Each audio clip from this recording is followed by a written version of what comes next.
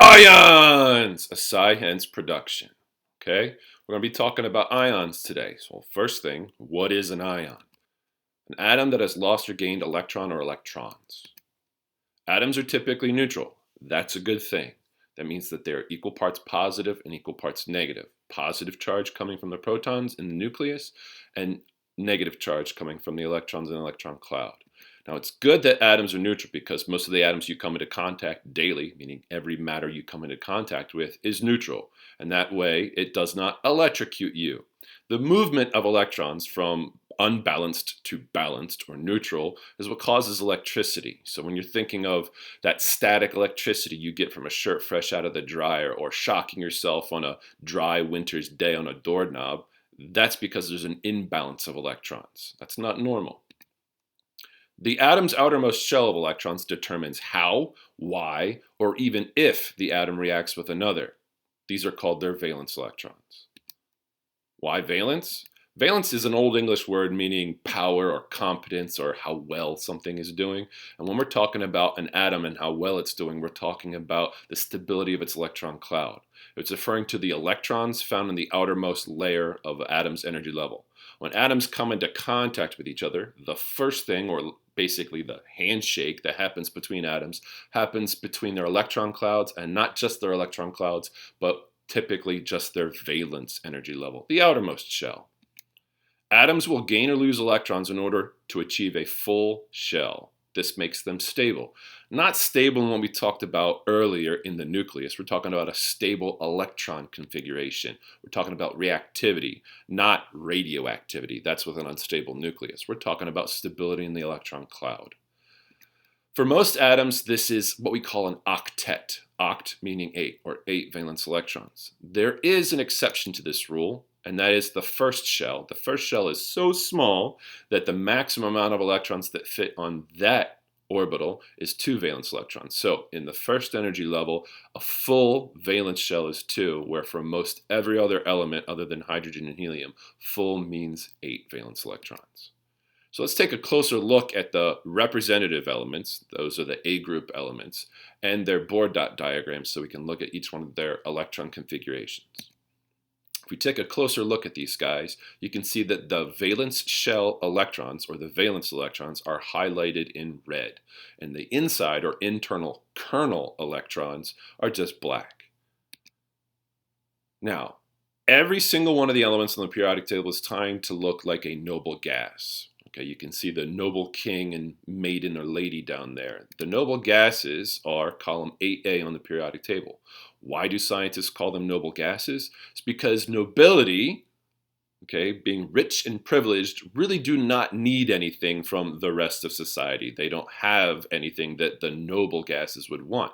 In other words, all the other peasant atoms or elements, which is the rest of the periodic table, need to interact with each other in trade, okay, basically to look like the valence electrons in the noble gas region.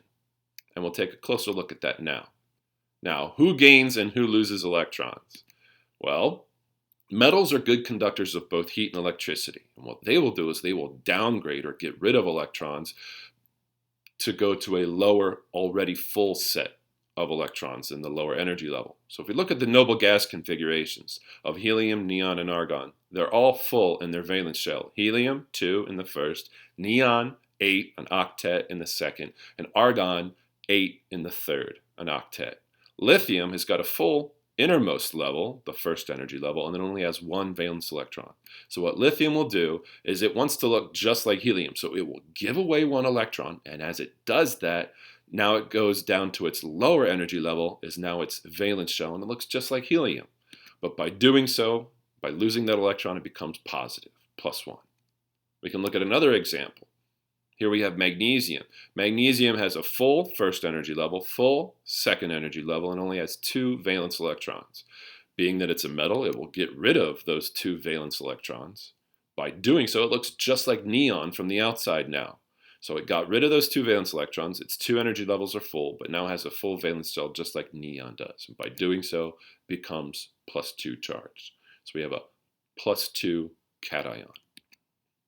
Now, Nonmetals are good insulators, meaning that they are bad conductors, that means the opposite, and they do not let go of their valence electrons easily. Instead, they will add and cling on to more electrons to fill their current valence shell.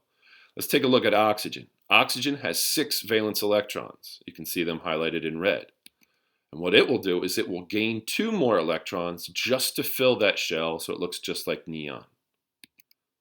By doing so, it becomes a -2 charge. We can look at another example. Chlorine has, again, 7 valence electrons highlighted in red, and what it will do is to get its octet, it will gain 1 electron, and by doing so, becomes a -1 charge. Now, how can an electron being lost, losing something, make you more positive? This is one of the hardest things for students to understand. If you have equal parts positive and negative, they cancel each other out perfectly. So if you look at beryllium, it is normally neutral with 3 protons and 3 electrons. No net charge, meaning the sum of all the charges. That's what net means. So if we look at the 3 protons canceling out each one of the 3 electrons, that gives us, mathematically, a net charge of nothing. It is neutral. So how does losing an electron change this? If we lose the electron, now we have a proton that is left unchecked with its positive charge.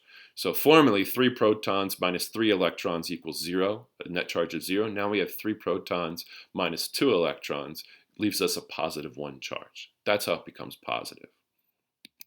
It's the opposite for nonmetals. So if oxygen is normally neutral with 8 protons and 8 electrons, they each cancel each other out, meaning that there is no net charge. 8 protons minus 8 electrons equals 0. It's neutral. So oxygen only has 6 valence electrons, and it needs to gain 2 to complete its octet, being that it's a nonmetal that will gain electrons. If it gains 2 electrons, now we have 2 extra negative particles left unchecked by no more additional positive particles. So 8 protons minus 10 electrons means a -2 net charge. So gaining 2 electrons makes it a -2 charge.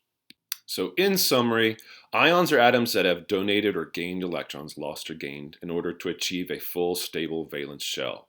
Losing electrons, so ions that have lost electrons, are called cations. Okay, not cations, cations.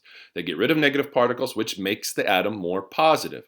The way that I can help remember this is that the T in cations, lowercase, looks like a plus sign already, but also you can also remember that cats have paws and cations are positive.